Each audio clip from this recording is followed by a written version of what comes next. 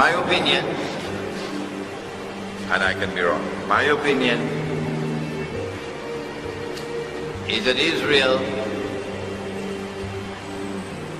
in order to prepare the way for Dajjal to rule over the Holy Land, has to cleanse the Holy Land, cleanse it of Arabs.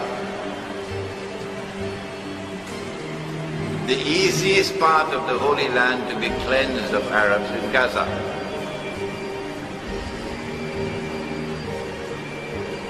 Four years ago, the blistering attack on Gaza, with Hosni Mubarak blocking the way to Egypt, was to shatter them. About 1,400 were killed. But the next attack on Gaza must be 10 times more ferocious than that one.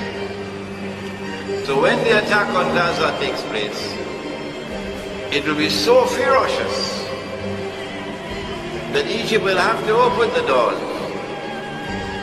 And you'll have something called Exodus. Exodus is a book in the Bible and the Torah. Exodus means a mass movement of people fleeing out of Gaza into Egypt. And whoever is so brave to remain in Gaza, it's just a mopping up operation. And in this way, Israel will be able to say, mission accomplished. We have cleansed Gaza of the Arabs.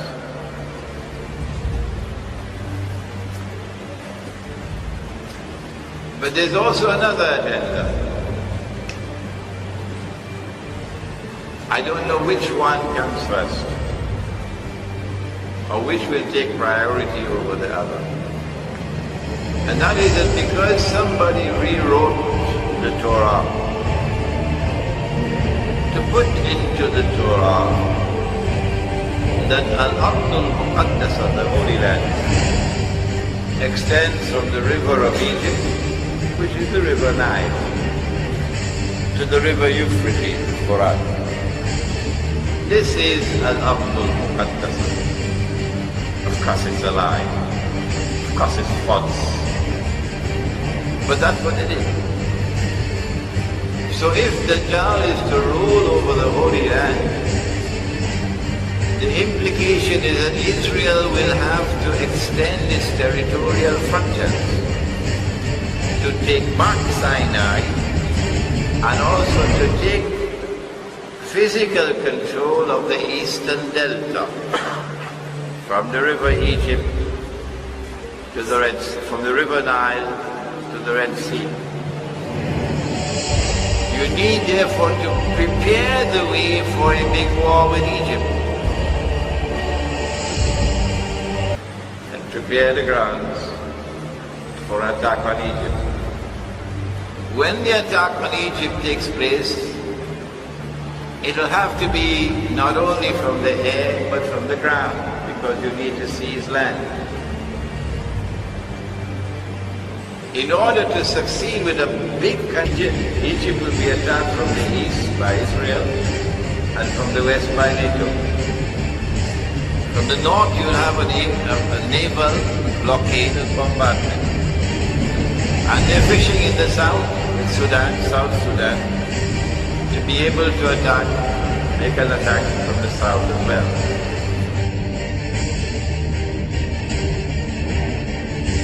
Ethiopia and South Sudan are both clients of Israel today. Ethiopia and South Sudan are both clients of Israel today. The only thing that's standing in the way is Sudan. That's all. If they succeed in destabilizing Sudan, and that is the possibility, then Egypt would be surrounded from all sides. When they succeeded, Libya became a NATO state. You can't get NATO out of Libya for the next 25 years. So when the attack is launched on Egypt, there'll be a ground invasion from the east, Israel. There'll be a ground invasion from the west, Libya. NATO will attack from the west. What about the south? What about the south?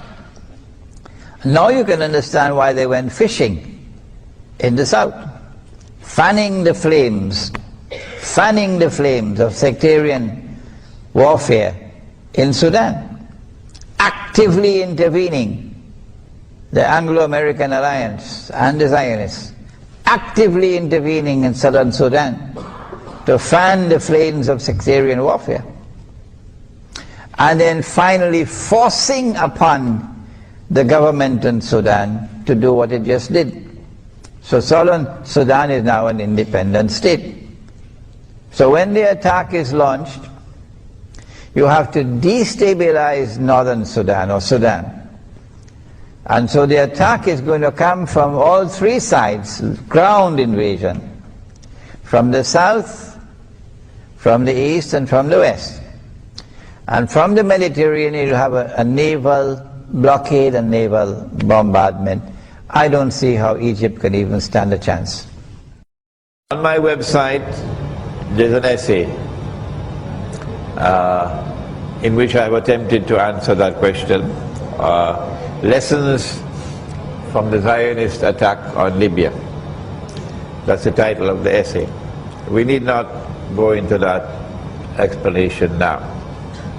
What are the implications of the success of NATO and of the Muslims in Libya who launched the attack and succeeded, at least in Tripoli, in bringing down the government of Muammar al-Gaddafi, and then winning recognition, diplomatic recognition around the world, even Malaysia, one of the first states to recognize the new regime in Libya was Malaysia.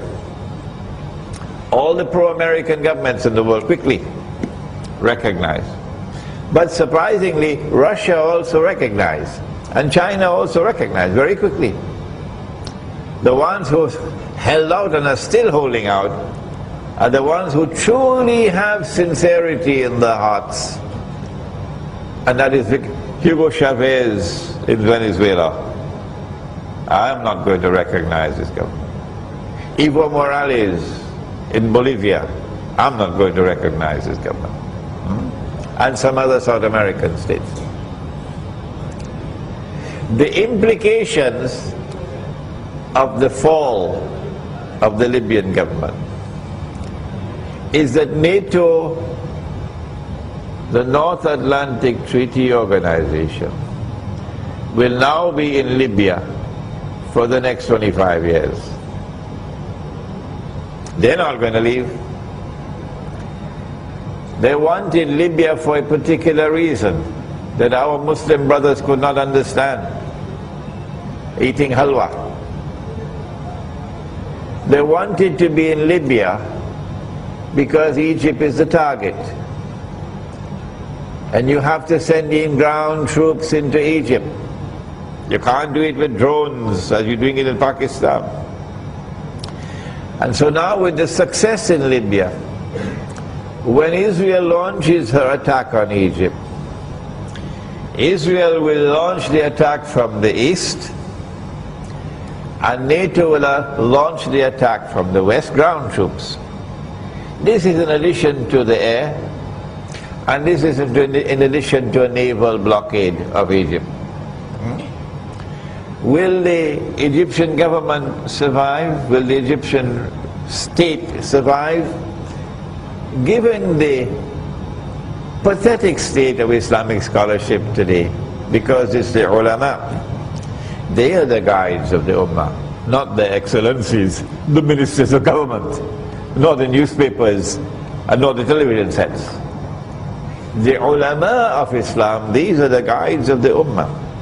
And given the pathetic state of Islamic scholarship today, I see no reason why it's going to hurt the Egyptians, and we have a few Egyptians here tonight, I believe. It's going to hurt the Egyptians for me to say this. I don't see any obstacle in the way of their achieving their objective in Egypt. But they're not going to stop with simply seizing the Eastern Delta. they're going to break up Egypt into small bits and pieces so that the small bits and pieces can never pose a threat to Israel. A word for the so-called Mujahideen who waged the struggle against Gaddafi. I hope you're listening to me. And I hope all the other allies of NATO, including the Turkish Prime Minister, are listening to me. Here is a verse of the Quran. And you do well to study the Quran. In Surah Al-Ma'idah, Allah subhanahu wa ta'ala makes a statement of profound importance. And in this verse he explains to us the world today.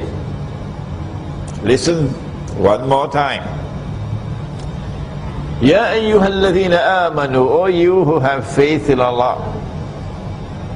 لا تتخذوا اليهود والنصارى أولياء. Do not take such Jews and do not take such Christians as your friends and allies, who themselves are friends and allies of each other.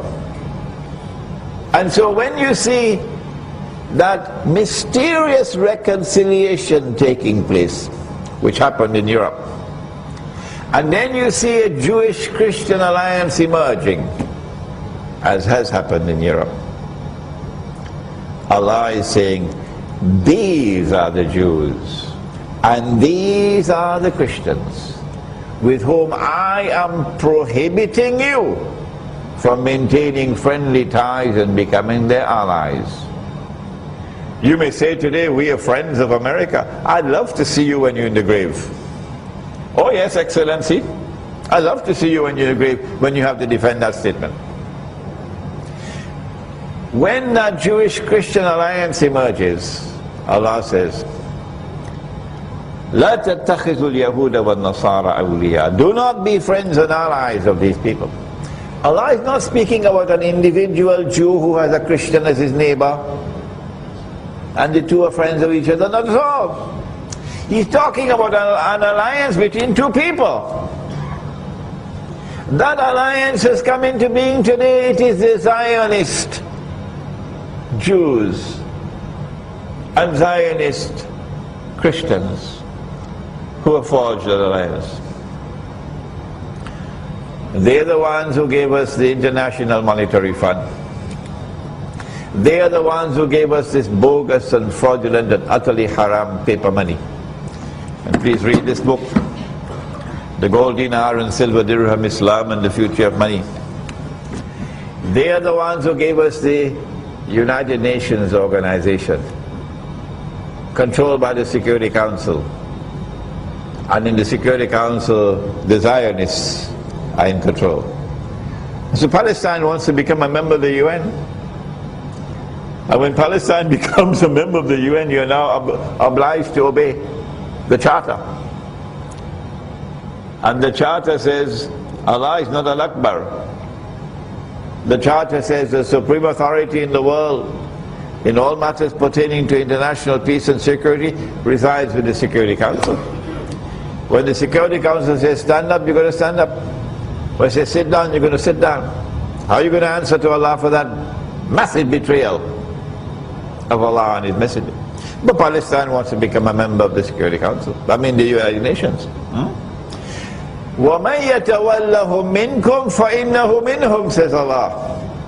Whosoever turns to them for friendship and alliance, فَإِنَّهُ مِنْهُمْ. Allah says in the Quran, you've lost your Islam. You've lost your Islam. You now belong to them. إِنَّ اللَّهَ لَا يَهْدِي الْقَوْمَ الظَّالِمِينَ. Surely Allah provides no guidance for wicked people. And so the trademark of that alliance is going to be wickedness. And what did they do in Libya? These brothers of ours who were taken for a ride, who had eyes and yet could not see, they joined the alliance with NATO. They called for NATO to come and bomb. And now they are riding triumphantly that we have liberated Libya. No, you've not. NATO is in control. And you'll have to answer to Allah on the last day because you lost your Islam. Not only that, you now have a rope around Egypt's neck. And that rope is tightening now because Egypt is now in a perilous situation. NATO will attack from the west, Israel will attack from the east.